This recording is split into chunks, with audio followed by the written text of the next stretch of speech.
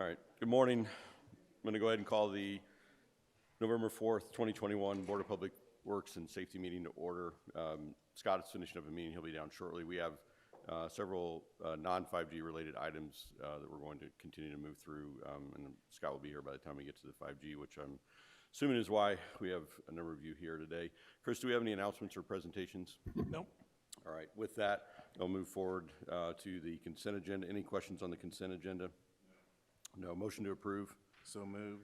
I will second. Motion by Jason, second by Jeff. All in favor, please say aye. Aye. Motion carries.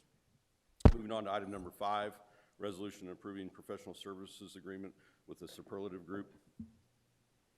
Hi, Sarah Sandquist, Director of Parks and Recreation. Before you have a professional services agreement with Superlative Group. They are a consulting firm that we would like to work with to revise our sponsorship packages and plans.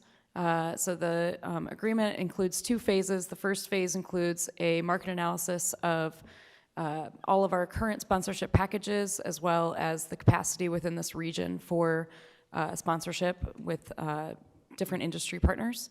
And then the second phase of the agreement includes Superlative Group coming in and focusing on selling a naming rights partnership for the amphitheater. Questions? Nope. No. All right. None. This certainly seems like a good opportunity for us. Motion to approve. So moved. I will second. Motion by Jason, second by Jeff. All in favor, please say aye. Aye. Aye. Motion carries. Thank you. Thanks, sir. Item number 6, resolution approving first set of bid packages for Fire Station 97. I'll go ahead and present this for Chief Arusa.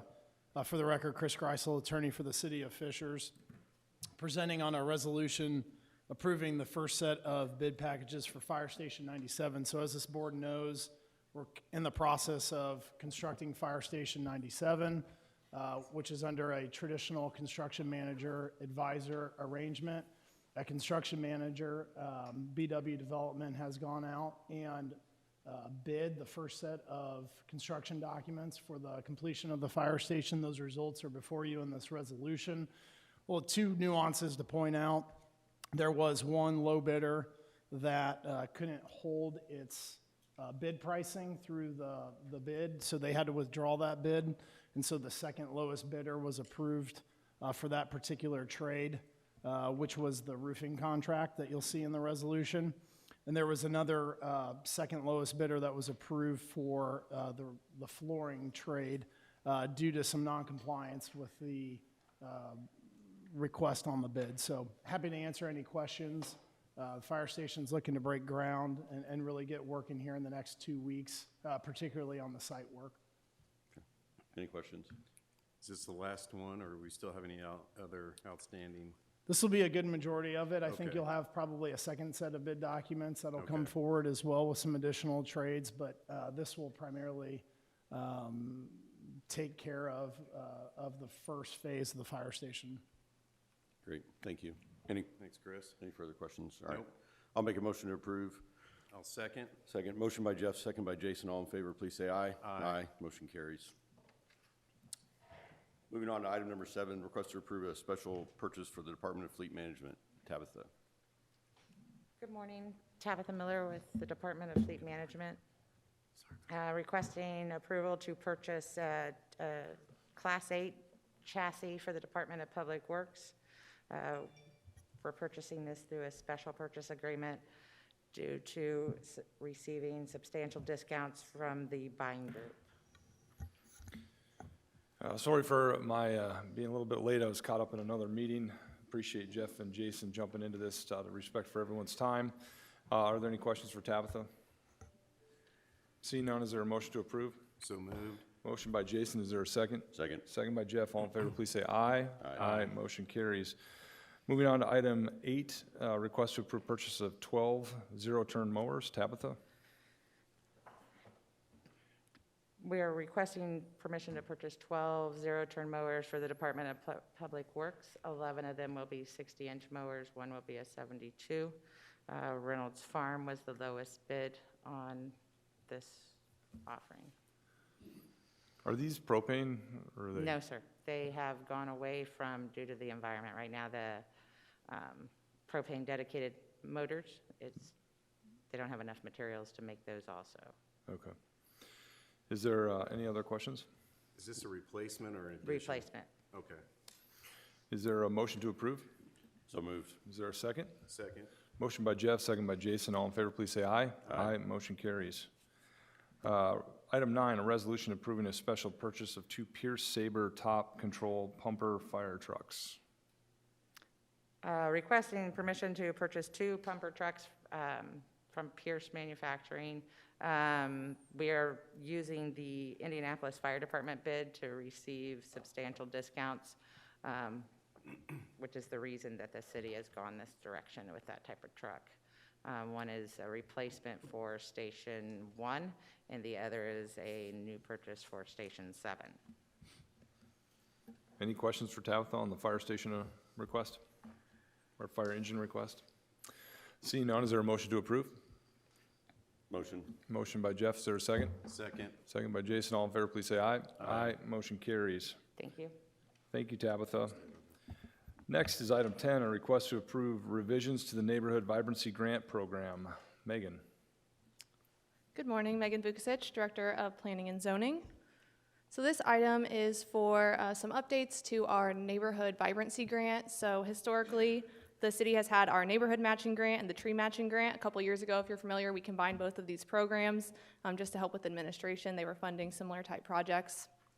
And so we're back before you to request some minor updates to expand the program and the projects that it would fund. So this grant is eligible to neighborhood groups, homeowners, and HOAs that are within the City of Fishers city limits. It would focus on projects that serve neighborhood beautification, public space improvements, recreation and public health, and environmental and agricultural projects. And here's some examples. So entrance beautification, tree plantings within common areas. It could be playground equipment, seating areas, walking trails, community gardens, and then native plant restoration. And those are just to provide some examples to the community. Here's some pictures of 2 neighborhoods that received funding this past year. So one was Indigo Lake. They did some entrance beautification, and then Arbor Glen, they did some median and uplighting on their trees. So this program has been successful in the past. The application for this year would open November 15th, and it would close on December 31st with neighborhoods being notified of their grants in the spring to complete next summer. I'm here to answer any questions that you have. Any questions for Megan?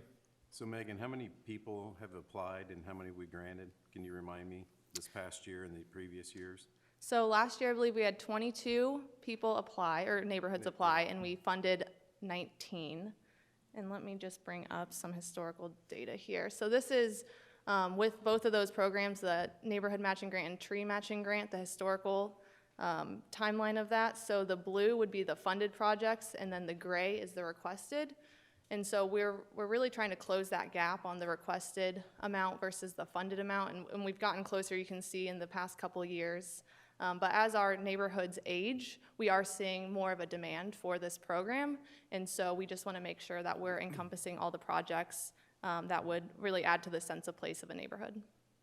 Thank you. Go ahead, Jeff. This will be the first time that we've opened it up to individuals, is that correct? It has been opened up to individuals in the past, but with a focus on HOAs, just because typically the impact is on a greater amount of people. But if a resident, let's say, had frontage or their backyard fronted a major thoroughfare, they would have been eligible in the past. Typically for trees, right?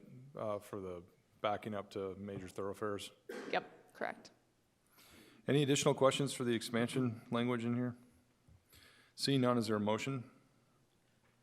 Motion. Motion by Jeff, is there a second? Second. Second by Jason. All in favor, please say aye. Aye. Motion carries. Thank you, Megan. Next is a request to approve a resolution amending the City of Fishers traffic schedule. Jason Taylor.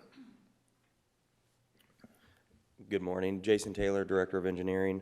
Before you is one of our kind of normal items of traffic schedule update. It's fairly typical after we do a project that we have to do some updates to this schedule due to sign changes. Included in this particular one is 126th and Ford roundabout, as well as the 96th Street and Sargent Road roundabout. And what it's doing is it's actually adding in the yield condition signs at those roundabouts. I'd be happy to answer any questions. Any questions on this item? No. Seeing none, is there a motion to approve? So moved. Is there a second? Second. All in favor, please say aye. Aye. Motion carries. Next item is request to approve a resolution amending the City of Fishers parking schedule. Again, Jason Taylor, Director of Engineering. On this particular item, this is a parking schedule update such that we are restricting parking on Fisher Center Drive between South Street and 116th Street. There's limited sight line at this location and is causing it to be an unsafe situation. So we're requesting you to review and approve the no parking on both sides. So this is 24-hour no parking, 24/7, or just Correct. certain time periods? Okay. Yeah, there's, on the west side, there's very short distance for vehicles to be able to park. So therefore, whenever people are coming out of the parking lot of Fisher's, the Fisher's Center, like Taylor's Bakery, that area, it makes it very difficult for them to be able to see, as well as whenever you're at the intersection heading south, or facing south, heading east or west, it makes it difficult already, so. Parking is already difficult in this area, just from a total number of parking spaces per the use. So have the businesses been talked to or consulted? You know, I think about Taylor's Bakery right there. A lot of people swing into those 2 parking spots right there just to grab something and go. Have you guys conversed at all with anybody? With Taylor's Bakery, no. We have received some complaints from the parking in the sight line from residents that have been entering, exiting the center, the shops, as well as some of the surrounding businesses. Okay. And from an engineering perspective, there's a legitimate sightline issue here? Yeah, and our current ordinance and standards are such that it's 25 foot off of the curb line of an intersection. And so this would just kind of further reinforce that on that western side. And then on the eastern side, there really isn't any location in this stretch that would allow for parking to be legal under our current standards. Because, like I said, the intersection, 25 foot within that, and then also you can't park across the drive or street approach.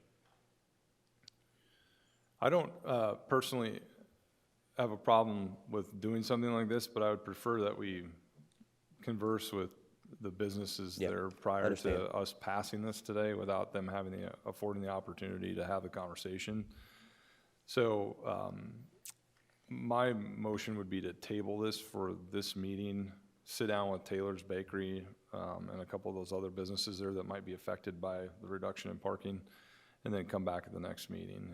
So that's my motion. Is there a second? I'll second. Motion by Scott, second by Jason. All in favor, please say aye. Aye. Motion carries. Thank you, Jason. Keep us posted on how those conversations go. Next is a request to approve Second Amendment to the Sandstone and Spyglass Hill CDBG ADA improvement contract. Jason? For the record, Jason Taylor. Before you is, as you stated, an amendment to the Sandstone and Spyglass Hill CDBG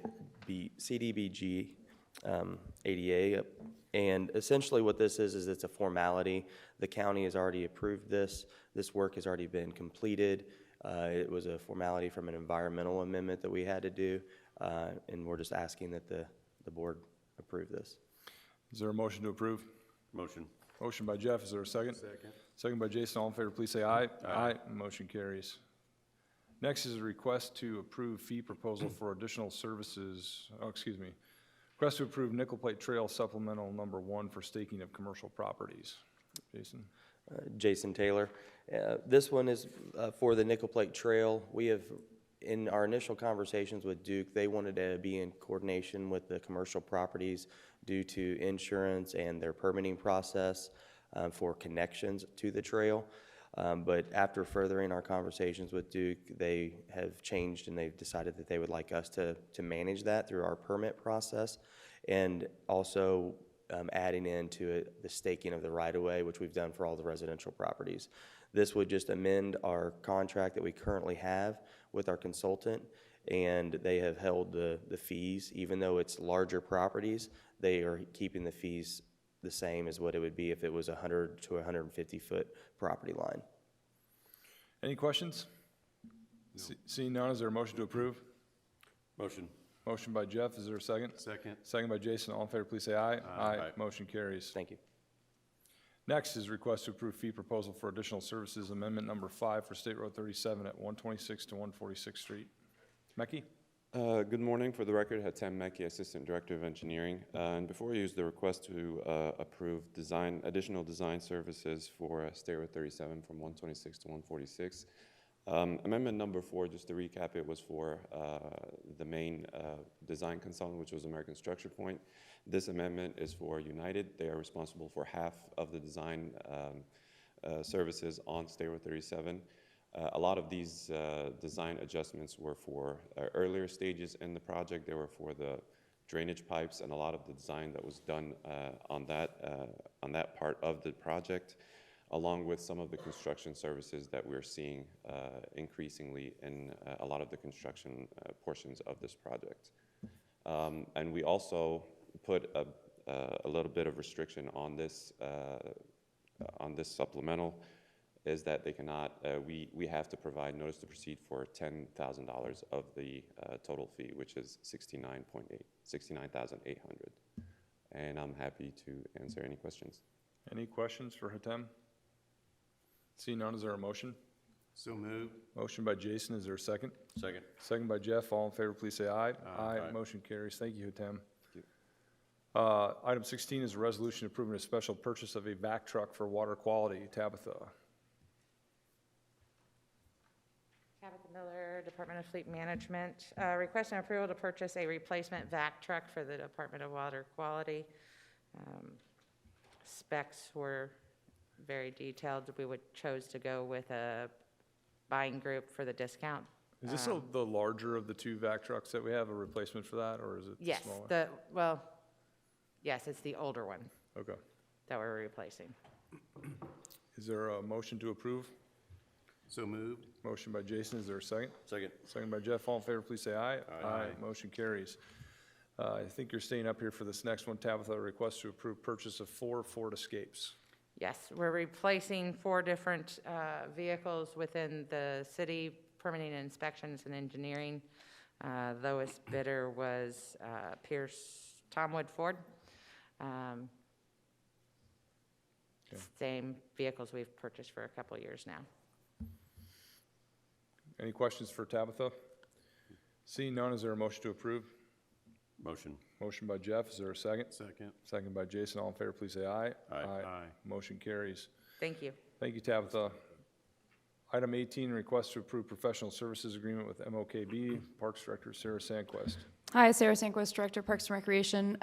Before you have an agreement with MOKB Presents to book 5 ticketed concerts next year in 2022, and then also to run the front of house on site with the box office. Was the language included in the contract that said I get to pick all the concerts? You can have an opinion. I was going to ask mine. I can have an opinion? No, thank you, I'd appreciate that. I don't think that bodes well for me. I was going to ask what my influence was. Yeah. This is exciting. I think it'll be great to take it up a notch in terms of entertainment back here at the amphitheater. So very excited about that, and great work, Sarah. Are there any questions for Sarah on this agreement from the board? Do you have some rough numbers from this past year on attendance? We averaged 4,500 to 6,000 on Tuesday nights and around the same on Friday nights. Our Friday nights in August were closer to 6,000 each night. They were really busy. Wonderful. I think we had our record-setting event last Saturday back here at the amphitheater for Boo Bash. I think we were close to 10,000 people. And I think it was all because of our costumes, Chris. It was all because of your booth. We were dressed up like trolls. I saw that. Yeah, things you do for this community. But it was a great event. Yeah, so is there a motion to approve the agreement? So moved. Motion by Jason, is there a second? Second. Second by Jeff, all in favor, please say aye. Aye. Motion carries. Next agenda item is also Sarah's resolution approving a license agreement for Saxony Market. Before you have an agreement to take over the market at Saxony. This will be a weekday market, an extension of our existing market at the amphitheater. We've engaged with our current vendors as well as the vendors that are at the Saxony market. There's a lot of interest in doing a weekday market. We think it would be a good addition to the neighborhood and providing something on that side of town. And I think it's a multi-year agreement as well. So we would be doing this for a number of years. Questions for Sarah regarding this? So not on the weekends, just on the, but not in conflict with what we do here? Exactly. Yeah, we want to specifically do it on a weeknight. Okay. Any additional questions? All right, seeing none, is there a motion to approve? Motion. Motion by Jeff, is there a second? Second. Second by Jason. All in favor, please say aye. Aye. Motion carries. Thank you. Sarah. Finally, we have a request to approve special purchase order of custom perforated metal panels for the City of Fishers Key to the City Monument. Ashley Elrod. Good morning, Ashley Elrod, Community and Public Relations Director. On this item, I'm requesting the special purchase of custom perforated metal panels. In the included exhibit outlines the requested purchase, and the resolution outlines the custom nature of this product. Zonner, which is the supplier, uses a patented process to convert images into patterns and perforations in the metal panels, which will allow us to take images of Key to the City recipients and honor those at our new Key to the City Plaza located on the southern approach of the 116th Street Tunnel on the Nickel Plate Trail. I think this is a neat project to honor all those people that have given so much to our community. I look forward to seeing it getting done. Are there any questions from Jeff or Jason on this? Seeing none, is there a motion to approve? Motion. Motion by Jeff, is there a second? Second. Second by Jason, all in favor, please say aye. Aye. Motion carries. Thank you, Thank you. Ashley. Thanks, Ashley. For all of the residents here today, I appreciate your patience as we work through the initial portion of our agenda. As you can see, we're closing to the end of the year, and we're purchasing fleet and vehicle replacements for the upcoming year. So I apologize for the delay in getting to your items, but hopefully we move through that quickly enough. And we'll move on now to the 5G cell tower conversation.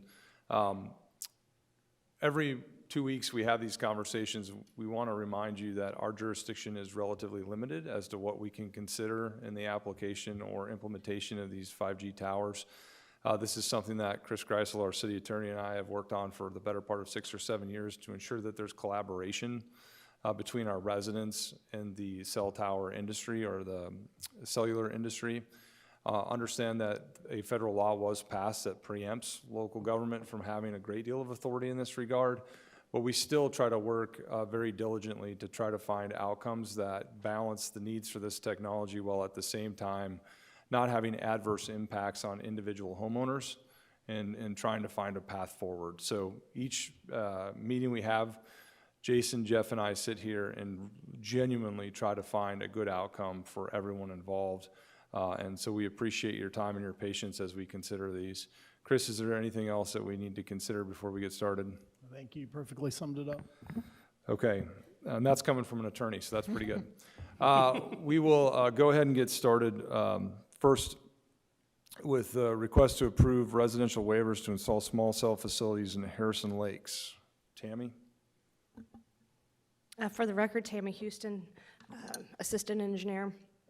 Before you is, there are 4 proposed locations within Harrison Lakes for Verizon to deploy the 5G small cell structures. We met with the HOA and some residents in the neighborhood back in November of last year and also in September of this year to discuss these 4 proposed locations. There were 2 locations that, I apologize, there are 3 locations that the HOA and Verizon have discussed about revising slightly. There was 13947. That location is being moved about 10 feet to be on a property line. Verizon and the residents in that area are okay with that proposed revision. There's one at 13824. Originally, it was proposed on the north side of the street. In conversations with Verizon and the HOA had suggested moving it across the street to the south side near the park. Verizon was able to do that as long as they get approval to go slightly taller than the typical 35-foot. I believe it was 40. I think it's 43 feet, that they were if they're able to get a waiver for a slightly taller tower, they would be able to go on the south side of the street. The location at 13965, Verizon was unable to move to any different locations based on the coverage area that they were trying to get to. And then 8316, I've included a couple of pictures from residents in the adjacent areas of locations, of that location, showing the impact of it being in front of picture windows. There's a home right there on the corner that is slightly angled towards that intersection. So there's, and then across the street where Verizon had suggested moving it, there's some pictures from their front window also included in that packet. Verizon is here to answer any questions that you may have on any of these locations. Thank you, Tammy. Is there anyone here from Harrison Lakes that would like to speak on this? Come forward and just state your name, and if you could specifically talk about which tower you're speaking on. Yep, for sure. I'm Lydia Stanley. I'm a member of the Homeowners Association Board, specifically talking about the location on 8316 Bighorn Court. So that particular location was originally further back into the cul-de-sac last year in November. It was moved to the southwest corner. And as you can see, that house is kind of angled facing directly towards where the pole will be. The revised location that Verizon came up with across the street is directly in front of that person's picture window. And I also question whether they've gotten proper notice, because 8316 Bighorn Court is way down in the depths of the cul-de-sac, which is more than 200 feet from there. So I've personally talked to all of those homeowners. I've gotten a variety of verbal assaults from all of them, because no one wants to look outside, their picture window at what is effectively a very large lamppost. So that's the perspective of the homeowners in Harrison Lakes. We tried to maybe see about moving it towards the entrance. That doesn't meet Verizon's coverage objectives. We'll say that they will probably have no customers from that side of Harrison Lakes. So yeah, that's kind of our stance there. We've tried to work with them on the other locations as best we could. Not for you to speak for the entire neighborhood, but on the other ones, I know there were some revised locations and seemed to at least get to a place of okay, but this particular one seems to be the point of contention at the moment? Yes. Yeah, so the other ones we were able to work through. Yeah. So the one on Brisbane, we were able to get it on the property line. Fortunately for Verizon, the person on the other side of the street is very happy about it coming, so they don't care that they have to look at it. I see. The one on Connor Knoll is in front of a rental house, so the folks in Vegas don't care about it. And then the one on Barnett Place going on the park, having the lights there is beneficial. So. Can I ask, did you request that these would be lighted poles? Yes. Okay, So Harrison Lakes has no streetlights. I see. So from that perspective of kids being School bus stops and things like that. Yeah, school bus stops and stuff like that is nice. Yeah. So the one on Connor Knoll, we had originally requested that be moved back onto Bronson because there are no streetlights back there, and that's kind of a safety concern. Thank you. Thank you for sharing that. Is there anyone else from Harrison Lakes that would like to speak? Oh, one more. I think I know this one. Yeah, that's my house, so I am the one with the pictures. So just as can see it from every window of my front. Yours is the angled one, Lisa? No, mine is the yellow one. Oh, okay, all right. I'm Go with you. back. Mine is, yeah. All right. Okay, Yeah, mine is, yes, right there. and you you provided the pictures? Yes. All Yes. right. So, and I think I have shared this, we just have, I think, some gaps in communication, is if you go out and look online at where the permit is, the permit still shows as the original location and not in the new proposed location. So I happened to come home one day and it's staked in the yard. So I did share that I think we have some gaps in Yeah, when we update the locations, where they go. So Understood. I would just kind of propose that we look for a new updated location that doesn't affect everybody as much. thank you, Lisa. Thanks. Anyone else from Harrison Lakes? So, this is a point of frustration, I think, for the board in that,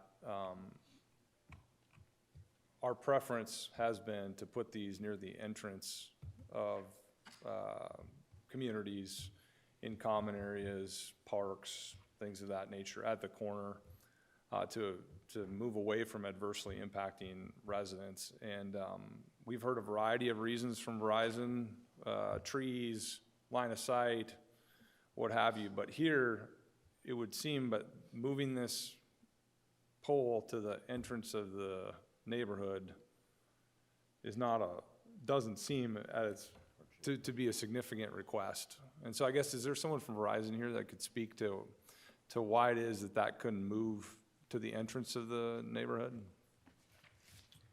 Good morning, Mayor, members of the board. For the record, Russell Brown, an attorney with the law firm of Clark, Quinn, Moses, Scott & Grahn, 320 North Meridian Street, Suite 1100 in Indianapolis. I do represent Verizon on this matter. And as we, as we've talked about, I've only been at one of these board meetings, but I know you've had these conversations over the last several months and over the previous year. And this technology requires different abilities and different line of sight and different proximity than your typical macro tower, which is more 360 in its coverage. So by moving this location further to the north and to the entrance, you would lose the ability to provide coverage along Bighorn Court from this tower. Bighorn Court, is that the cul-de-sac? It is the cul-de-sac, correct. So at this location, you are serving two streets. If you move it further north, you will have the ability to serve only one street. And so that would require a second tower to be located somewhere else to provide the same coverage that could be provided by one tower.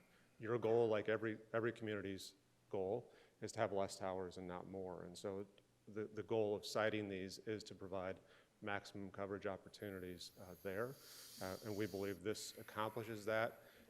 As you stated, the goal has been to try to place these on corners or lot lines to try to decrease negativity. Unfortunately, here, both of those locations are in someone's line of sight. So unfortunately here, I don't know that there's a compromised position that doesn't impact at least one homeowner adversely. Well, there is one compromise solution which still moves it to the entrance, but you may not be able to secure services to the court, the cul-de-sac. Is that fair? Well, yes, and we believe that's improper under Indiana law for you to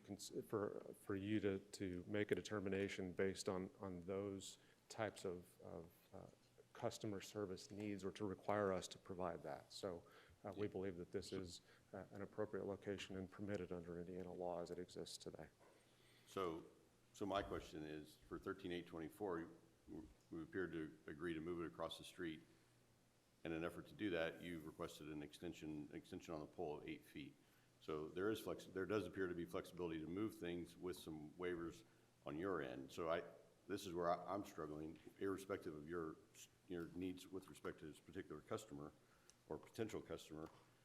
Why are we not talking about being able to move to the entrance and or across the street, potentially raising the pole? This is where I think where the process starts to fail, in that you may not think that we have questions that are legitimate with respect to your approach, but we certainly feel like we have the opportunity to ask those questions based on the processes in place today. Yeah, so I don't know that you could and I'm not an RF engineer, and I will acknowledge that to the board.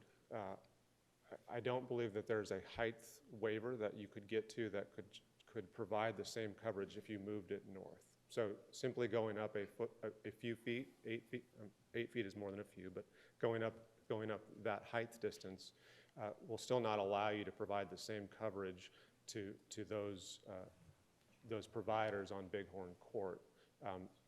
Unlike the previous one that you referenced, which going across the street and adding that additional distance did provide the same opportunity to provide that coverage. So I've talked about in other public hearings, these are Jenga pieces, these are not Legos. So there's a slight difference in moving the Jenga piece a little bit could require the tower to fall, and that's what the situation is here. You can't move that Jenga piece there. It doesn't work if you move it there. Having been through about 100 of these, and we've approved 80-some% of them, I think the part that the board continues to be frustrated by is there doesn't seem to be a real consistency to the rationale for why you can or can't move a pole. We've approved poles that provide several roads the services they need, and then all of a sudden we come upon one that if we move it 12 feet, it isn't going to work. And when we ask about those things, we're told that we're not allowed to ask those questions, and it's not under law that we can even consider those things. And so we're forced with an unusual circumstance of basically saying, well, take it or leave it. And so that puts us in a very difficult situation. So are there other questions? So on the one proposed, Chris, do we have to do a waiver through our ordinance process of the higher towers? Is there anything that restricts tower height within the city ordinances? I believe our waiver process does have a maximum height limitation. If there was an agreed upon solution with both parties, I'm sure we could look at what that height standard could do. So like our signage heights, things, that's not really reflective on this. This is separate. Okay. That's correct. Okay.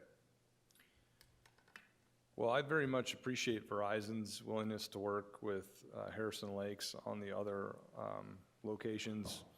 I think there's 3 other locations in this permit packet where they've been able to come to a consensus and work together and we're able to deploy these resources. I still question why there can't be a solution that brings that other one to the entrance. So my inclination is to motion to approve the 3 permits and table the 8316, I believe it is. Is that? That's right. Is there a second to that motion? Second. Is there any further discussion on this permit? No. Just for clarification, Mayor, for the record, so your motion was to approve 13-824, 13-965, and 13-947, Correct. and tabling 8316 to the Correct. next meeting. To the amended. Does that exclude the waiver of the height, or is that going to be a separate process? Or do you I think we need to bring that back, and it would include the waiver of the height for the one on the park property. But then if there's any discussion of height changes on the one by the entrance, we bring that back at the next meeting? Yes. So we have a motion and a second. All those in favor, please say aye. Aye. Motion approved. Thank you to the neighborhood from Harrison Lakes being here today, and thank you to Verizon for working with us on a variety of those permits. Moving up to the request to approve residential waivers to install small cell facilities in Princeton Park. Yes, Tammy Houston, City of Fishers, Assistant Engineer. Before you are 3 locations within Princeton Park. We met with the HOA and residents in the area back in November and also recently in September on the 3 proposed locations. Princeton Park has requested that none of them have lights on them, as they do not have street lights within the neighborhood, so that would keep with the feel. There's one location that the HOA has suggested a revised location on, and Verizon is able to move that across the street. That is at 10980. As long as there are no utilities on that stretch, Verizon is able to move it across the street to that revised location. Thank you, Tammy. Is there anyone here from Princeton Park that would like to speak? Come on up.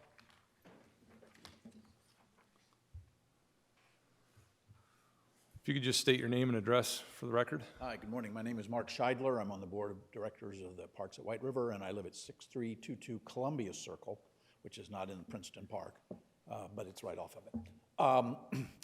Our primary concern is with that we, as she stated, we want no lights, we want them black, and we want to make sure there are none of those major boxes. So we want to make sure that if there's any box or any infrastructure, we want to make sure it's buried underground. So all we have is just a pole. I see. I will say that we tried to move the one at 10980. The residents there were trying, we tried to talk to them about moving it to the cul-de-sac, either north or south, and we were told that we could not do that, so.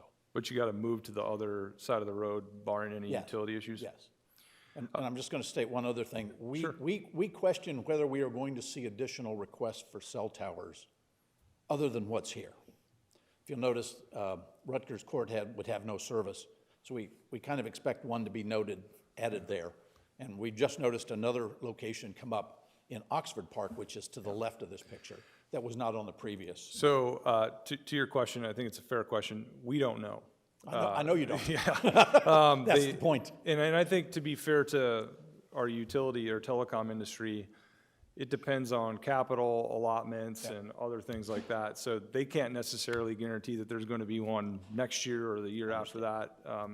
So we take as much information as we can early from the telecom industry and try to get it out to the community. So some of these are anticipated, and some of these are actually permits that they're looking to file for. But we don't have what I would call like a master plan that shows where all of these are going to go throughout our community. It's kind of, they come up as capital allows and as they decide in their business model that this is the appropriate location to go for. Yeah, that's fine. I just wanted to make note of it. Yeah, absolutely. Thank you very much. Thank you. To your specific requirements, sir, Tammy, can you speak to whether those have been committed to or not? They are going to be black with no streetlights, and then the box next to it, the new design, has all of the technology inside of the base of the pole. So it'll all be incorporated in the pool? All, yes. Okay. Yeah, the new pole is gross. I'm sorry. Last year's design was much better. Okay. Have you seen the new pole? Yes. So you don't want the square part of the pole, basically, is what I'm hearing. Do we have a graphic of that? Yeah. 20 inches by 7 feet tall at the base. It's one of the rows.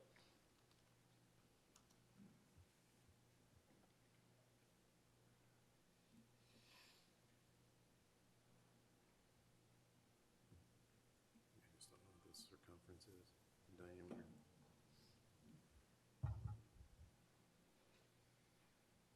Is this the new standard for all the poles? Yes. I have What's the diameter? a picture. It's about, the base of the pole is approximately 2 foot in diameter. 2 foot.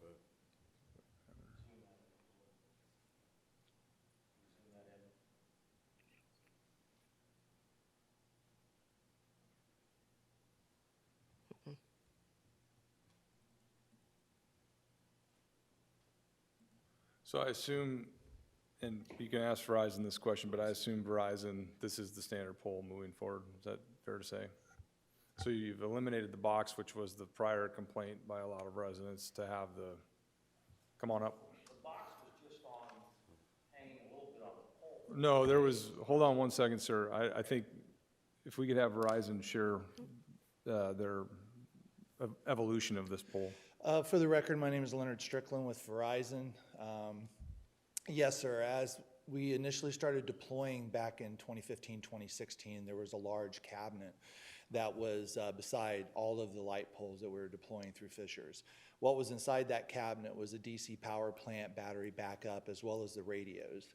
As we've continued to evolve the technology, we've been able to merge all of that now into the base of the pole. So the reason for the substantial diameter on the base of that pole is to integrate all of those components, systems, hardware, and tools, fiber panels, et cetera, to be inside of the pole. I see. And there are some disconnects that we leave external, and that is for rapid power off-on for first responders if needed, or if maintenance needs to be done. There's not a special key request or requirement to access the internal workings of that pole. But everything else is all contained. Same thing with the antennas and radios at the pole top. We use a shroud that covers the brackets as well as the cabling, and then they're also vinyl wrapped in black with a 10-year warranty to ensure that the pole is black from top to bottom. Thank you. Or green, depending on whatever the requirement may be. Chris, from the federal preemption law, does this board have any jurisdiction over the form of the pole besides color and lighting? No, state law has maximum height limitations, that so long as the pole is within those limitations, then we have to allow them to implement it. Verizon's worked with the city on meeting additional standards that the city's provided in our waiver process, so we've been grateful for that collaboration so far. So under Indiana law, I don't have the right to tell them what That's correct. type of pole they put up. As you can see, our jurisdiction here is fairly limited as to what we can control in regard to this. Is there in terms of the form of the pole? What was the previous envelope size of the cabinet?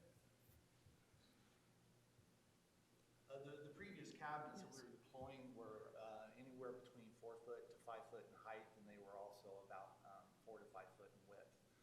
There's still many still standing around the city. So there's been a substantial reduction in, Yes, true size. absolutely. Yeah. Excuse me. And so what we've also done is by integrating all of that into the base of the cabinet or into the base of the pole, we're still allowing for the city's requirement to house at least an additional carrier and additional technology within that footprint.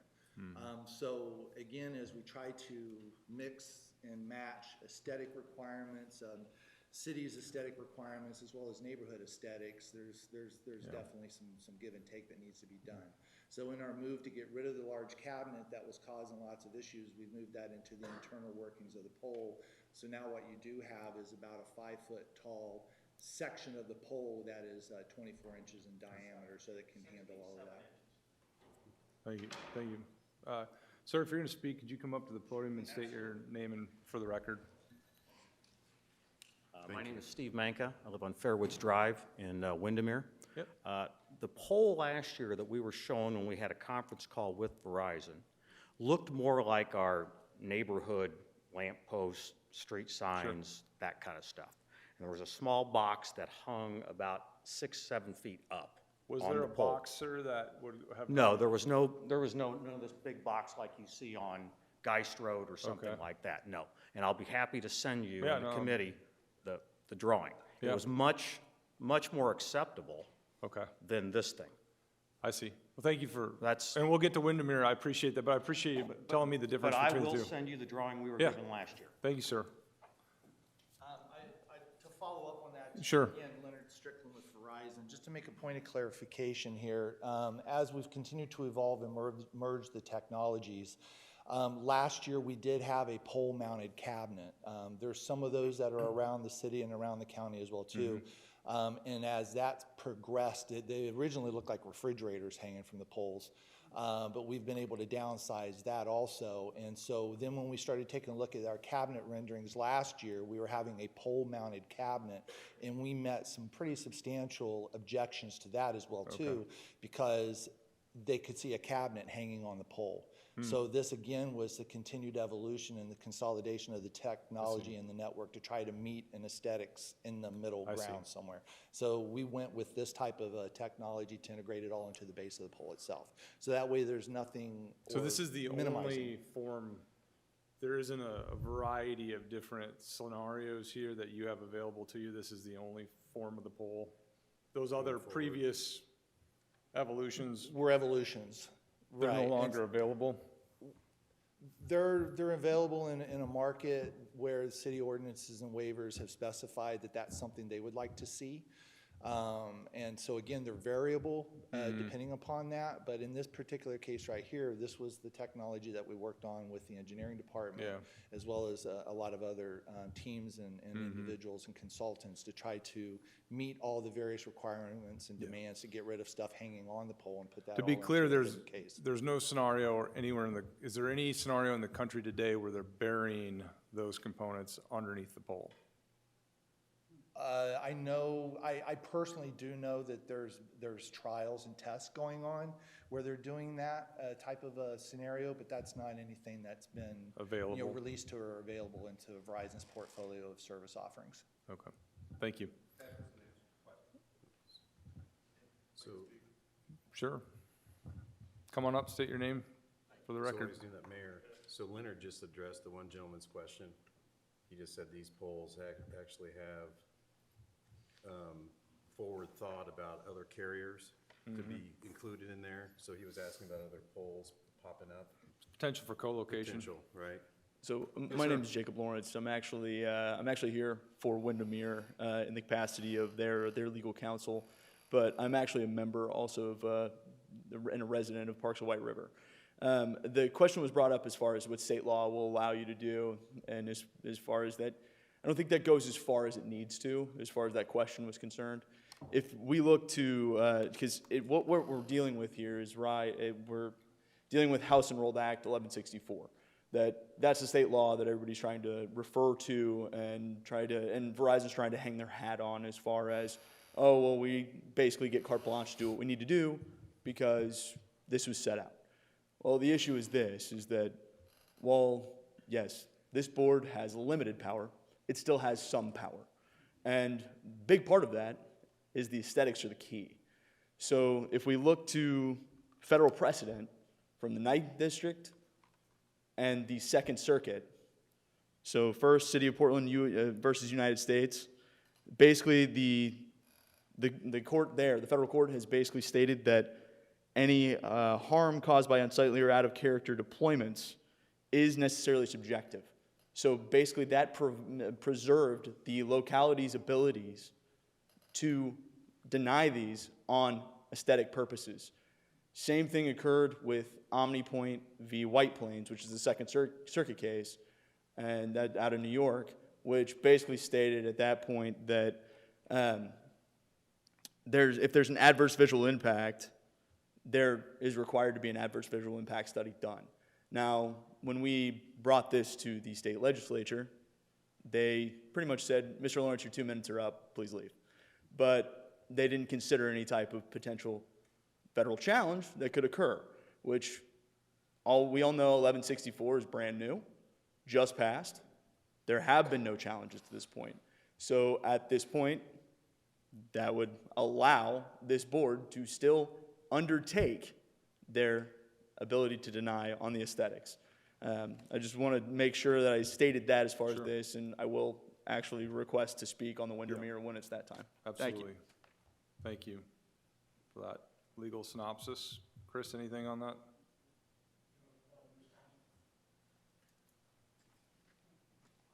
I'll be very quick. 1160, first of all, we're in the 7th Circuit, so 2nd and 9th District. Citing 2nd and 9th District is influential but not binding. Secondly, the requirements of 1164 require some advance notice and adoption of neighborhood aesthetics, which have not been accomplished here. So while there are some considerations provided by the legislature, those require neighborhood by neighborhood adoption of aesthetic considerations, which aren't in place here. Not to say they won't be in the future. I anticipate they will be in the future, but at this point they do not exist for these neighborhoods. So with that's kind of my synopsis. Thank you. The only other thing I'd add to that is that our waiver process, since its inception, has addressed aesthetic standards.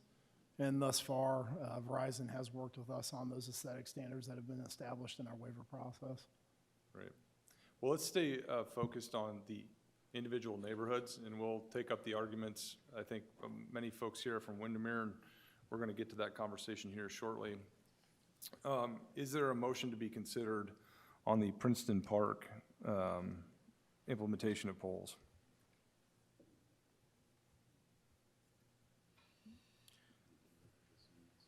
No, take your Yeah. time. So I don't have any, it seems like we have a general consensus. I think the one where the 10980, where they've agreed to move that across the street pending utilities, and my comment would be, I would approve that. I would make a motion to approve all three pending, if they had to move, if they're not able to accommodate the move across the street that they bring, then that would come back. I could answer that question. We do not believe there's a utility issue there, so we should be able to move across there. I apologize for not agreeing. Yep, that's fine. So there's a motion on the table by Jeff to approve the three. Is there a second? Second. Second by Jason. All in favor, please say aye. Aye. Motion carries. Let me address something broadly. If there's a legal discrepancy here, Chris, that we need to look at in terms of what can be considered from an aesthetic perspective, or if standards need to be articulated more specifically in our ordinance, that is certainly something that we can address and approach if we believe that we have the legal grounds to do it. Is that fair? It's fair, and I can have that conversation offline with anybody who wants to have it. So I don't want to debate the legalities of whether we can or can't do that here today, out of respect for everyone's time. I appreciate the attorney that brought that to our attention, and perhaps there's a conversation to be had after the fact to talk about if there's further standardization. I will tell people that having sat through a lot of these, every neighborhood seems to have a different opinion of what the aesthetics of the standard, or the standard of the aesthetics, what they should be. So that's something we would have to work through, certainly, but we can further look into this moving forward. Next item is request to approve residential waivers to install small cell facilities in Weaver Creek. Tammy. Yes, Tammy Houston, City of Fishers, Assistant Engineer. Before you are two locations within Weaver Creek that are being proposed by Verizon. There is one on Dickinson Court, 8869. That was originally proposed in the end of the cul-de-sac based on doing the utility locates. It was determined that they were not able to go in that location because of existing gas lines on both sides of the street, so Verizon has requested to move it to the intersection of Harrison Parkway. And we did not, and let's see, the HOA was okay with the location being on Harrison Parkway. The other one on 9008, that one had been requested to move to private property or the Nickel Plate Trail. Verizon was not able to move it to those locations. They did look at different locations within a block radius to see if it could be moved to a different intersection. They were not able to move it to any other intersections and maintain the coverage area that they are requesting. Thank you, Tammy. Verizon is here to answer any questions. Is there anyone here from Weaver Creek that would like to speak?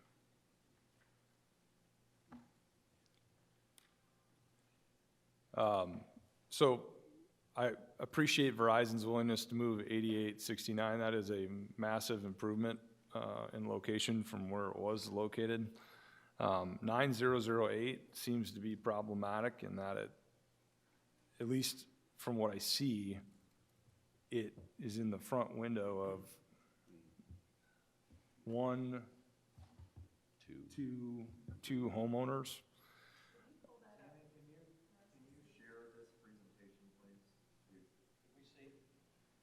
Can you pull it up, Tammy? That would be Tracy back in the back. We got to get the wizard behind the screen. 1 second.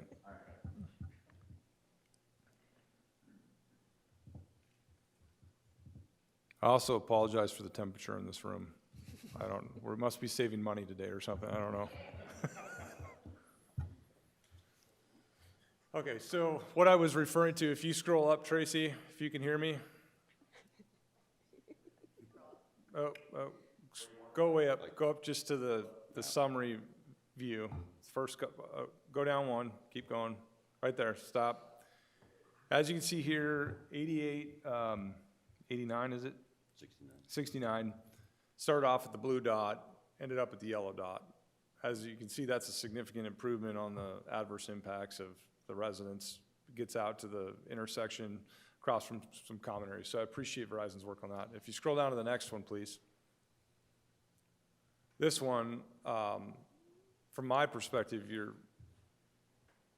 yes, it's at the corner, but it's staring at least two homeowners right in their front view. So I have a bit of a problem with this one. Whereas if you were potentially to move it up to the corner of Harrison Parkway and the cross section, whatever that road is, it would seem that you would have a better chance at getting it out of people's line of sight. And that's just from an aerial view, but I can't speak specifically to that. I don't know, Jeff and Jason, if you have any thoughts on that. I mean, this is in line with the ones that we've previously rejected because of the aesthetic concerns for homeowners. And the problem is, there's no good solution here at that corner to resolve that. No matter where you move it, it's going to be in someone's home or in someone's front window. I don't disagree. Right.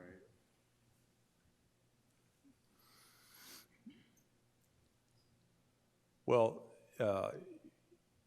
so in the effort of time here, we could approve the initial permit and table 9008 for further discussion with Verizon to see if we could identify an alternative solution.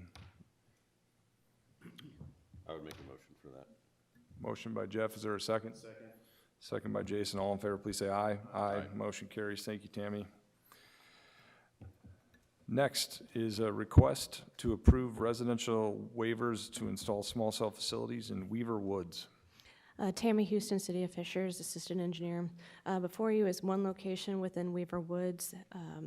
Verizon is proposing to deploy a 5G small cell.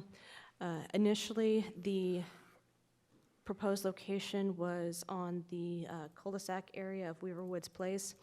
In conversations with the HOAs and residents, the HOA had suggested to move it to the intersection. The one intersection that they have, that is a bus stop that they have requested to be placed there.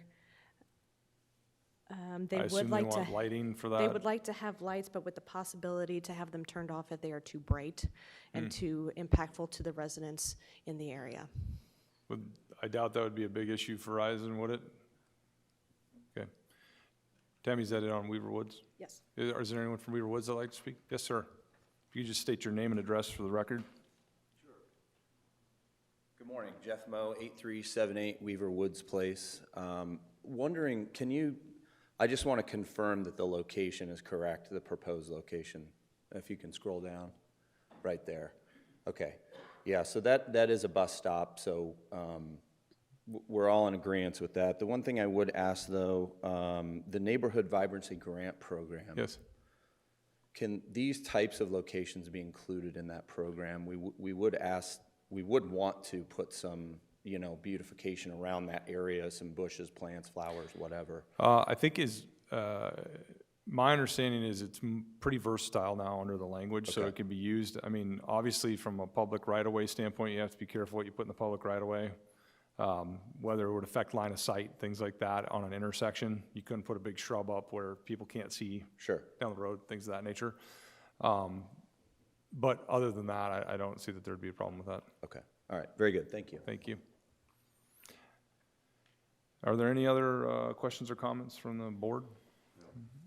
Seeing none, is there a motion? Motion. Motion by Jeff, is there a second? Second. Second by Jason, all in favor, please say aye. Aye. Motion carries. Thank you.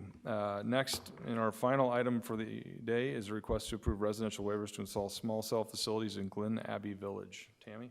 Tammy Houston, City of Fishers, Assistant Engineer. Before you are two locations within Glen Abbey Village that Verizon is proposing. There's one that has been submitted for a permit, and one is a proposed location, but it has not been submitted for a permit. We did have discussions with the residents in the area and the HOA on both locations. The HOA and the residents have stated their objection to the 5G structures as a whole within their neighborhood. Let's see. The one at 10299, they had requested to be moved to the Main Street on Mollenkopf. Verizon stated they were not able to move it because it was too far away from the homes that they were trying to. So just to clarify on this one, Tammy, the yellow dot you have on this map is just what was requested. That's not what it's been revised and moved to. That yellow dot is actually one that had been approved before. It is a ZAO tower. I see. Okay. It has not been constructed yet. Okay. So that's not a revised location. That's actually a existing approved one.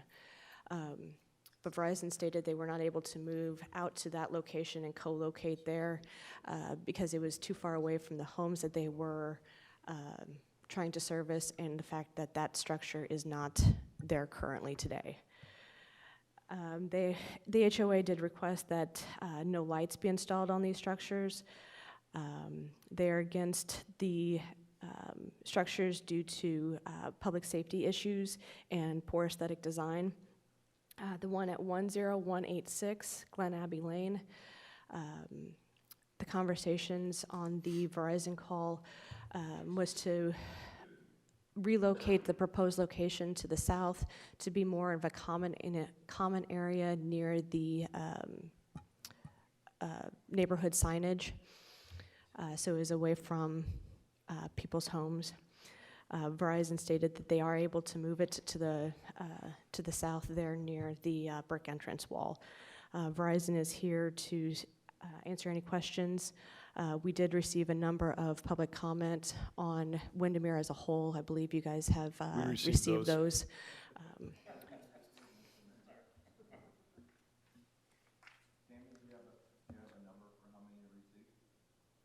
I think I got 7 or 8. If I remember, yeah, okay. I got a packet last night, I know, that I reviewed. And just for clarification for everybody here, all the comments that were submitted will be included on the minutes of the record of the meeting. Anything else, Tammy? We did have one public comment that was in favor of the 5G structures. Okay. Thank you, Tammy. I know we have a number of people here from Weaver Woods that would like to speak, so if you could just come forward, state your name and your address for the record, I'd appreciate it. Or if you're having your attorney speak on your behalf, that's fine too. Glen Abbey, I'm sorry. I did, I'm sorry. Come on up. Thank you, Mr. Mayor. Again, my name is Jacob Lawrence with Eads Murray & Pugh on behalf of Windermere HOA. Which Glen Abbey is part of. They obviously are opposing these structures and any waiver application submitted for these structures. Obviously, what we'll state is that we believe the planned placement of these structures would constitute a nuisance to the neighborhood and interfere with the surrounding homeowners' constitutionally protected rights, quiet enjoyment, use, value, habitability. Additionally, any waiver granted would effectively usurp not only the association's covenants, which have been in place since 1992, but also the federal precedent that we brought up earlier today. Again, I understand you don't want to bring up the legal arguments as far as that's concerned, but we will state that, again, the OmniPoint case is definitely on point here. So is the City of Portland case. I understand that it was brought up that we're not in the 9th or the 2nd district, but at the same time there hasn't been a challenge, so they are influential. Additionally, what you have is that the 9th Circuit case, or the 9th District case, was denied cert by the Supreme Court. So as such, it is the highest ruling case in the land. What we're looking at too here is the fact that 3 factors need to be considered here under the Telecommunications Act as well. And one of those is the fact that the lack of public necessity definitely looms large within that. There's certain requirements that need to be met that have not been met as far as, and again, the 1164, House Enrolled Act 1164, tries to carve out a section as far as the requirements to show significant gaps in coverage, yet it does not do so on a needed level. Additionally, what we're looking at here is the fact that with the 9th Circuit case, the aesthetic issue, that falls right into the waiver procedure, section C2G, which basically talks about the fact that wireless support structures, facilities designed to blend in the surrounding environment, use color camouflaging, and the language is obviously known to you. But at this point, in no shape or form is a 39-foot black tower with a basically 7-foot, 2-foot wide base blending in at any point in time. Again, and what we look at as well is the fact that the waiver process created, specifically section G1, deals with construction requirements. So again, what we'll talk about here is the fact that that everything has to comply additionally with the Unified Developmental Ordinance. And that is actually set forth within the House Enrolled Act for community and neighborhood standards, which are to still apply.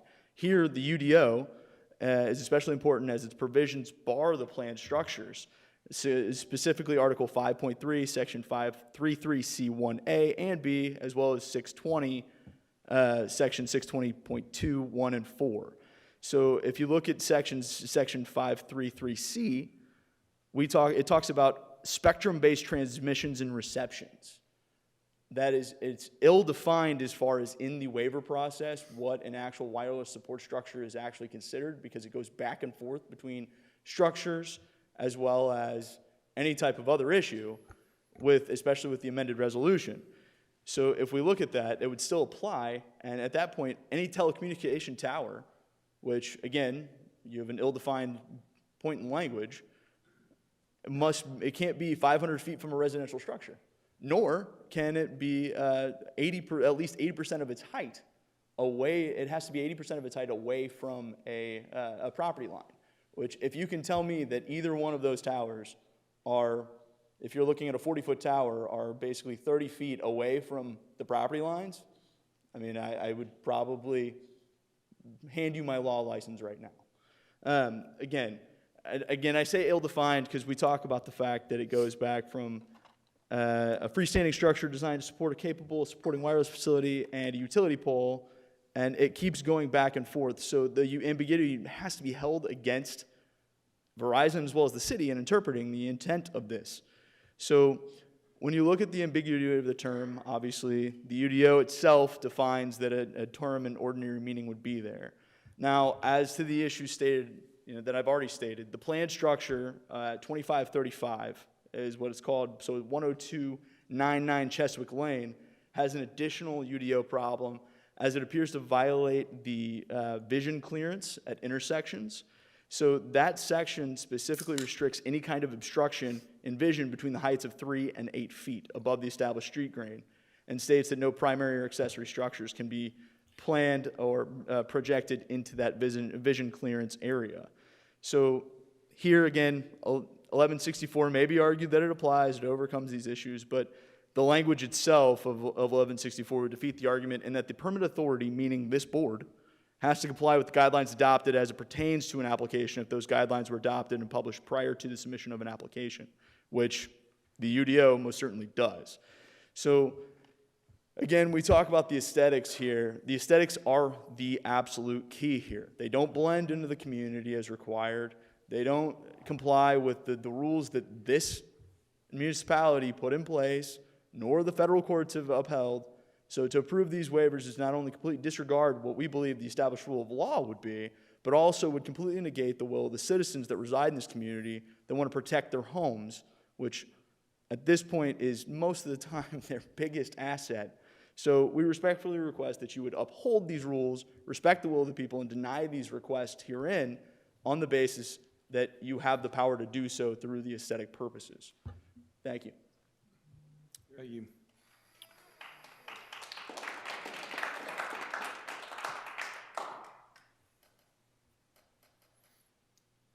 Yes, sir. Good morning. Don Wyatt, Windermere HOA Board of Directors. First, a little history on Windermere. In the mid-1990s, Windermere and Partners began development of the community known as Windermere. 9 sections totaling 1,083 single-family homes. At that time, standards and guidelines were established for our community that specified all utilities be installed underground. Utility easements were established to accommodate the underground infrastructure. The subsequent development approvals by Fishers and Hamilton County permitting authorities further clarify and ratify this. Even the HOA governing documents, section 3.8, specify that utilities and telecommunications be located underground. All utilities and telecom providers are underground in Windermere. Duke Energy for electric, Citizens Energy for water, CenterPoint Energy for natural gas, HSE Utilities, AT&T, Comcast, and most recently Metronet, each installed underground. Out of sight and out of mind, all by design. Aesthetics. Ask any realtor and they will tell you Windermere is a desirable community to purchase a home in. One reason is the aesthetics created by our original developer and maintained by the hard work of the HOA and each homeowner. From our mature tree-lined streets to our prime location, Windermere residents take pride in their homes and know the value of probably their single largest investment is protected until now. There's no doubt the 5G towers slated for the residential streets of Windermere will affect property values, especially for those homes that will have one of these towers outside their front window. They are unsightly and certainly do not blend in to the surrounding environment of Windermere. Notices. Most homeowners we spoke with near the proposed location state they did not receive any notice in the mail as required by the Fisher's waiver process. Further, construction plans were never made available to the affected homeowners for review or comment. For the record, the Windermere HOA has offered its consent to locate towers in or on HOA common area utility easements per Indiana Code 8-1-32.2, Section 27. This is a reasonable request that would help alleviate the aesthetic impact of these towers will cause. Verizon was not receptive or willing to entertain during our review meeting.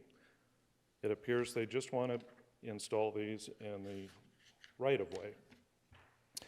Tower permits being presented today by Verizon for Windermere should not be approved in a residential development that was clearly designed as an underground-only utilities community well before the May 1st, 2017 deadline, as provided by Indiana Code 8-1-32.3, Section 15.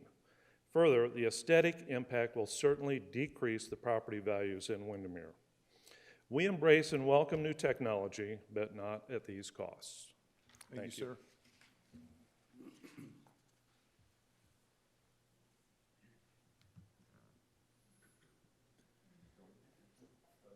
Anyone else wish to speak? Yes, ma'am.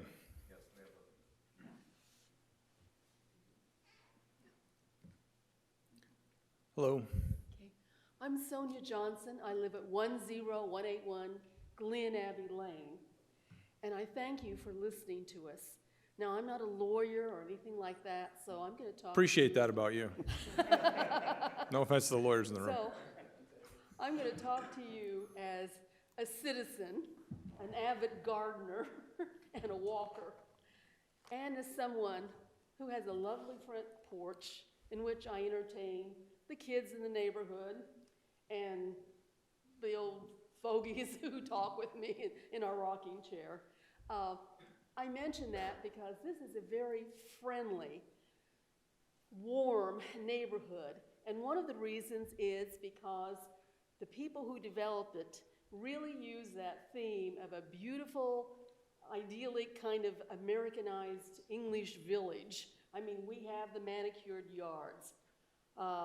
We vie for having the best garden. Great Christmas lights. And we have, you know, the trees, and we have our porches and our white wicker rocking chairs. We walk, the kids play on the sidewalks. It's a friendly area, it's warm, it's inviting. Now, we've gone through hell the last many months, as you know. Everything has been changed, even going to church and going to social meetings and belonging to clubs, even going to the store to buy milk has become a trial. Are we going to get the plague or not, you know? Mm-hmm. The only place that we have to be safe and to be happy and secure is in our home. And our homes are everything to us because this is where we go to heal and to become better people. When you put this monstrosity in front of their house, and by the way, it's going in front of my house, I look at the mock-up, and I think the thing is gonna fall in on me. I live in, we have small houses. The house in front of me where it's actually going into is a one-story house. 4 stories tall is this monstrosity, this metal thing. You would find this in a factory area. You would go to like Detroit or Chicago or some of the big streets, and you would find these in these derelict streets. You would find these giant, ugly poles. You don't expect to find them in a bucolic, flower, enhanced area like Glen Abbey Lane. They just don't match. Now, I know technology is important. We all realize that. We're not Luddites. But I'll tell you something. The delivery of this technology is what we're angry about and we're upset about. Telephone poles like you're talking about that deliver things, they were developed basically in the early industrial days, about the time when outhouses were the last word in sewage technology. So we have not developed the way that you deliver 5G from 1860, 1870. So we're having this gigantic, ugly monstrosity enforced on us in this neighborhood. Where do we get our property values back? Where do we get our heart back? I don't know. We look at you, the city fathers, to help us. And Mayor, I want to thank you for the very sharp questions you asked about the technology. I noticed they weren't answered well.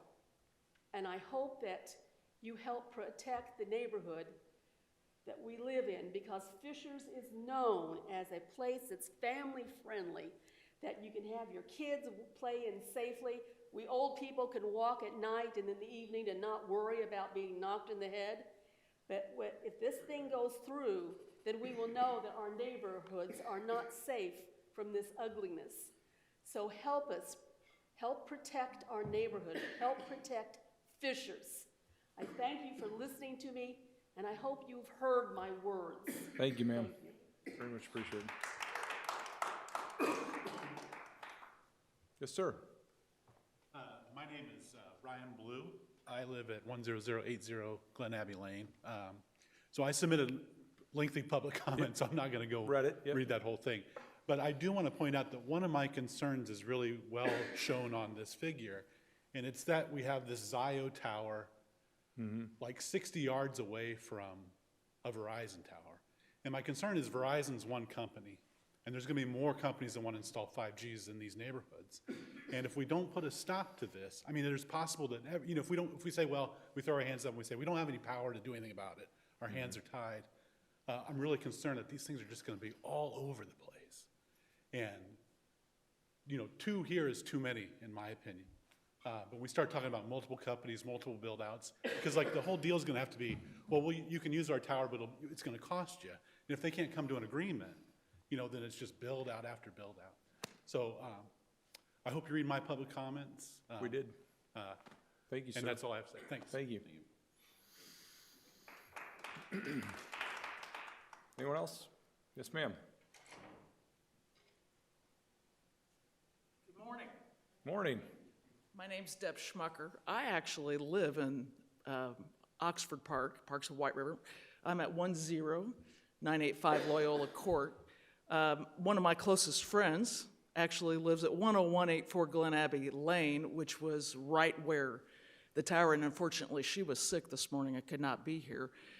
She's appreciative that Verizon has considered moving it to the common area, and she's very respectful of that. I texted her. I'm here because we all understand technology, and we recognize the technology is coming. We appreciate and embrace the fact that our community is moving in that. But as a person who is a landscape architect and does park design and recreation design all over the state and the Midwest, I do a lot of lighting, and I recognize technology is changing, but I'm sitting here to tell you that that ugly monstrosity at 7 feet, 2 feet wide, there has got to be a way to encourage the aesthetics. And in fact, speaking to Windermere, my best friend lost her front tree in one of those straight line storms And Windermere has a requirement about ordinances and street trees, and so she immediately replaced it. That tree's growing. It's Sonia looks at it, the person who spoke to. But the truth of the matter is that tower would have probably taken out that tree, the very aesthetic which this neighborhood is known for. And then quite frankly, so is the parks at White River across from Riverside. And while with all due respect and understanding that 5G is coming, there's got to be a way to do that aesthetically and in a way that does not harm our property values. I'm a person that has not only MetroNet, but Comcast, AT&T fiber, and there's another one, I'm not even sure what it is, that just came. My whole front yard has a utility easement that has been torn up more than once, and that's okay, I understand. There's a distribution, I live on a cul-de-sac, but there's gotta be a way from an aesthetic to help protect our home values, with all respect, we understand technology's coming, we appreciate that, but there has to be a way to do that to help us protect, as so many have said, and we appreciate what you guys do, and we appreciate you taking the time to hear us out. I will say on behalf of my friend who couldn't be here, she did not receive any public notice.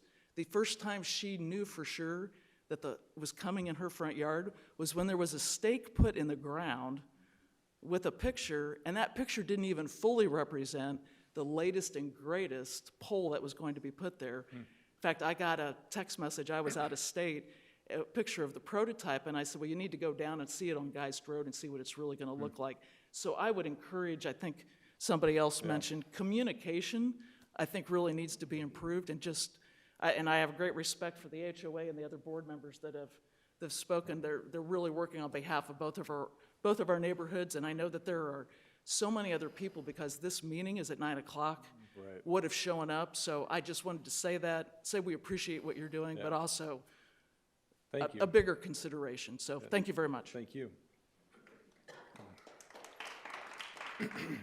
Well, and thank you all to come on up.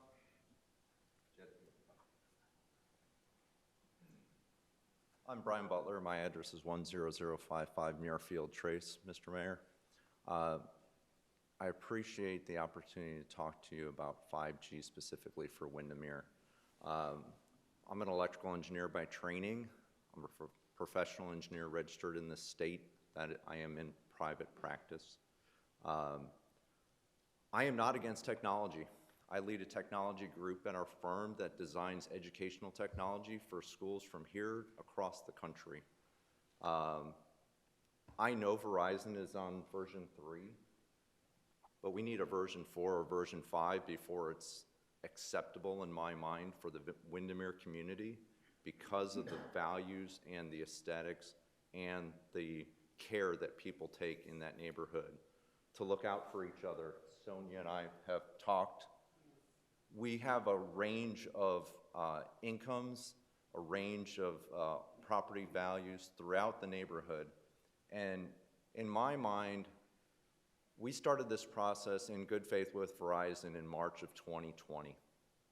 In November of 2020, they came to us with somewhere between 8 to 10 locations for structures in 4 of our neighborhoods, one of which would be out my front window.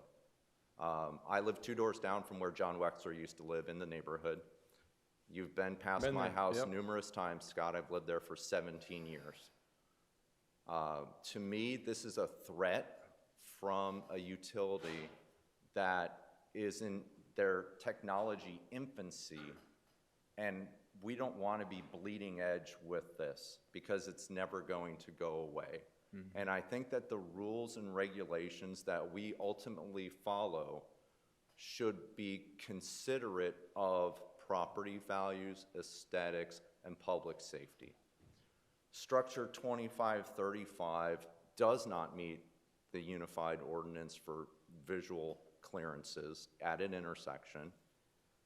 It also, that's the only construction plan that we have seen in this iteration, and it doesn't have the things in it that would be expected to make sure that we're clear of natural gas lines, sewage lines, domestic water lines, electric lines. The plans that were provided do not have electricity on them.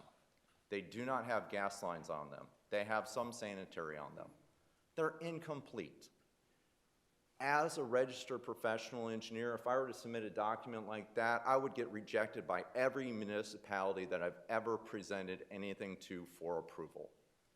And personally, I find it offensive that Verizon is making the city of Fishers and the taxpayers carry the burden of providing this commentary and direction in this hearing. They don't even provide somebody to have a liaison with to allow for a reasonable discussion. We've been at this for well over a year and a half. The proposed location right in front of my house, we objected to over a year ago. We don't know where they are with that process. It is very draining on someone who's trying to run a business, who's trying to feed a family, who's trying to protect their property values, to know that we have to watch this like a hawk so that they don't get a toehold in with the way that this has gone. Point of fact is that the October 5th hearing with Heritage Meadows basically revealed that they want to play a Jenga game, and they forced your hand on the 4th of 4 because you had 3 previously approved. I don't want that to be the reason why I now have a tower out my front window because this location and this aesthetic was acceptable. People are talking about this only as Glen Abbey Village, but I would offer up for consideration that you're really talking about this for all of Windermere as a whole. We are one unified neighborhood or one unified subdivision with a range of neighborhoods that allow you to join and move in right out of college or when you get your first house, work up to a larger house with growing your family, and then retire in peace, all within the same ecosystem of the neighborhood. And I think that is one of the main reasons why Windermere houses do not even have to hit the market before there are people looking to buy in that neighborhood. That is why Lantern Road Elementary was always full. We ran that to 140% capacity before we opened Southeastern Elementary and relieved that. So I would offer that there's 1,000 families that would be impacted by this one permit. And I don't know how many hundreds of millions of dollars in assessed valuation that might take a downward spiral if we don't make the right decisions. Thank you. Thank you, sir.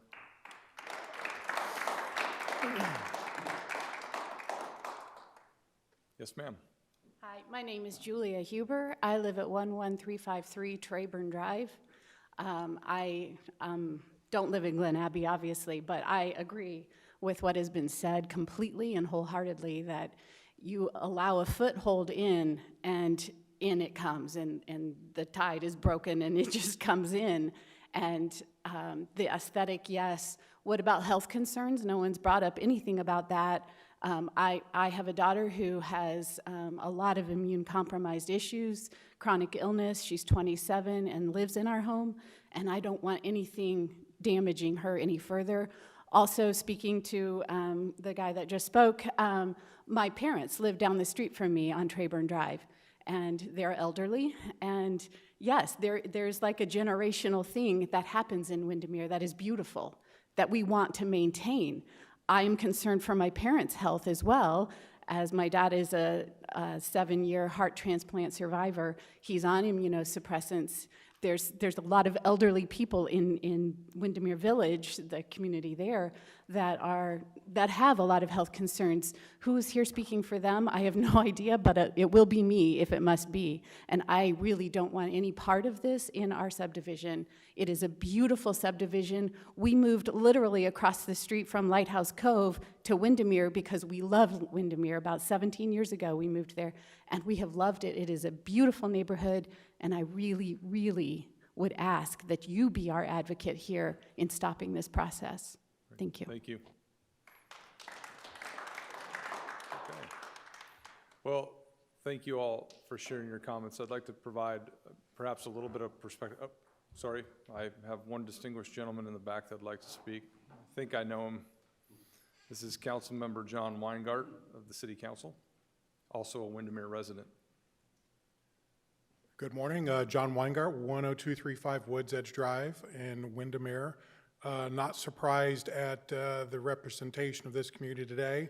Not surprised about the passion about this community. And my only wish for this group today is to listen to what these folks have to say, and hopefully we can work out some solution.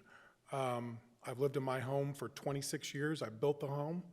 Everyone kind of asks, this is a great neighborhood that we come together on many occasions. So again, not surprised at the number of people that have a passion about Windermere, because certainly I do as well. Normally I would not come to a meeting like this, but I'm also a resident of this community and certainly want to express that we have some time to do this the right way.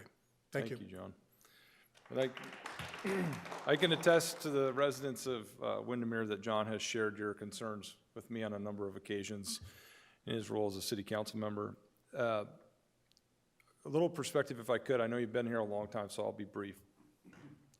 I started the conversation around 5G technology and small cell towers probably 7 years ago in advocating on behalf of cities and towns to have a voice in regard to the deployment of 5G cell towers.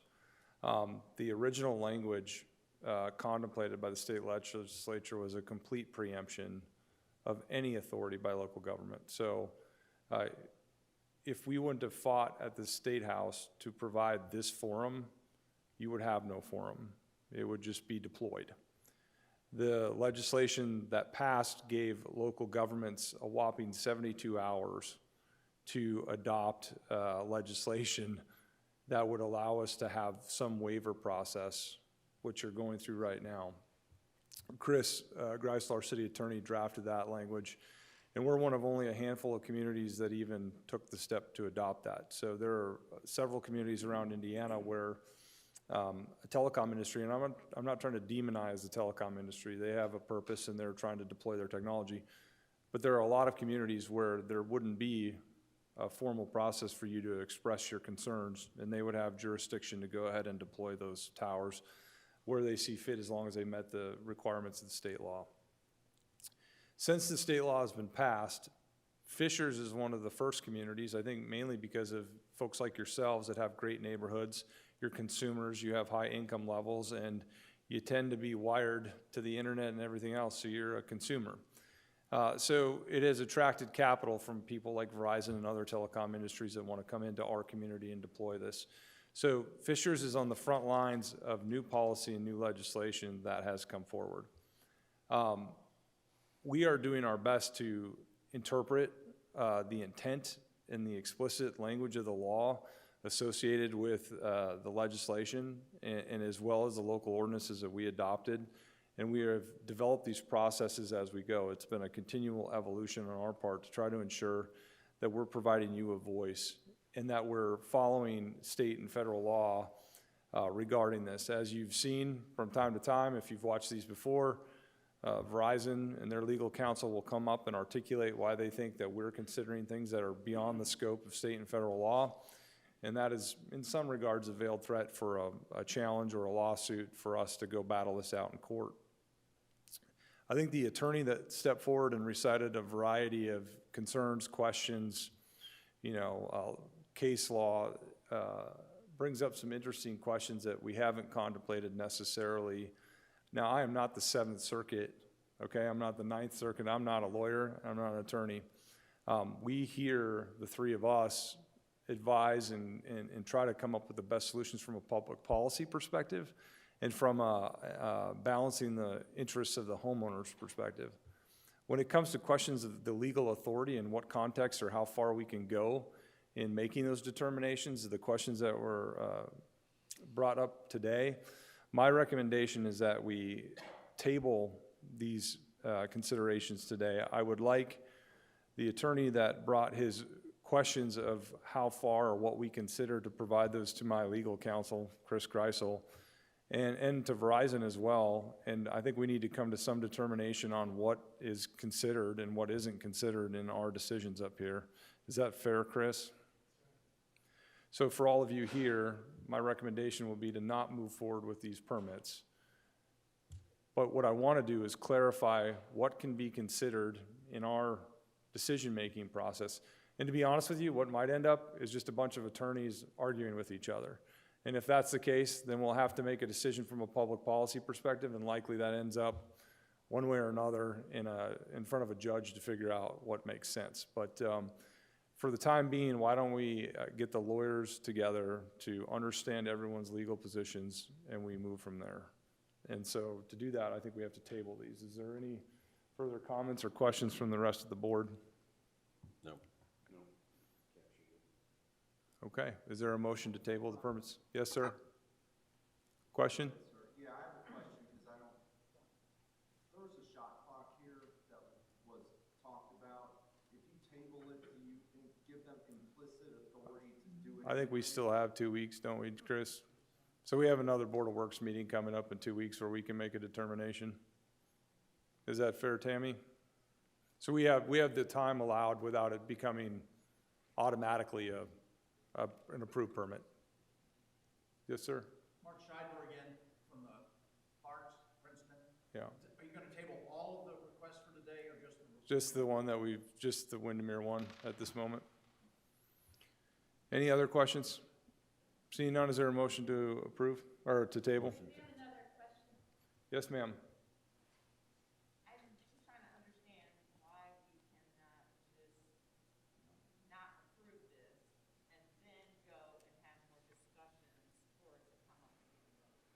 I think the prudent thing for us to do at this point would to be explore the boundaries in which we can deny a permit and under what justification prior to arbitrarily denying it from a legal standpoint. Is that fair, Chris? Yeah, I think that's fair. Chris, I have a question. Would violation of the UDO be an acceptable denial reason? I think that's something we can talk about after the meeting. I think these are the very questions, sir, that we want to get to the bottom of and answer from a legal perspective. Okay. So, is there a motion to table? We'll make a motion to table. Motion by Jason, is there a second? Second. Second by Jeff, all in favor, please say aye. Aye. Permits tabled. Is there a motion to adjourn the meeting? Motion adjourned. Is there a second? Second. All those in favor, please say aye. Aye. Meeting adjourned. Go warm up.